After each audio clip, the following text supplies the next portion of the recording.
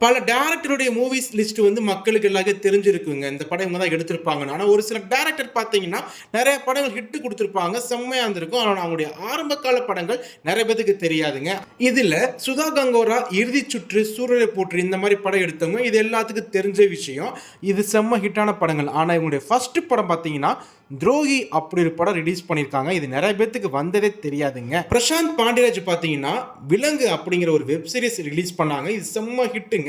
ஆனா இவருடைய ஃபர்ஸ்ட் படம் ப்ரூஸ்லி இது நிறைய பேத்துக்கு தெரியாது. கேவி ஆனந்த் சார் பார்த்தீங்கன்னா அயன், கோ, மாற்றான், கவன், அநேகன் இந்த மாதிரி படம் எடுத்தாங்க. செம்ம ஹிட்டான படங்கள். ஆனா இவர் தமிழ் எடுத்த படம் ஃபர்ஸ்ட் கனாகண்டே நிறைய பேத்துக்கு தெரியாது வந்ததே. வசந்த பாலன் அங்காடி தெரு, வெயில், காவியத்தில் எடுத்தவங்க. இவங்க ஃபர்ஸ்ட் படம் பார்த்தீங்கன்னா ஆல்பம். இது எடுத்தது யாருக்கும் தெரியாது. டிஜே யானவேல் ஜெய் பீம் படம் எடுத்துட்டு வேட்டையன் படம் எடுத்துக்கிட்டு இருக்காங்க. இவங்களுடைய ஃபர்ஸ்ட் படம் கூட்டத்தில் ஒருத்தன். இதெல்லாம் டக்குன்னு தோணுச்சு பட்டுன்னு சொல்லிட்டேன்.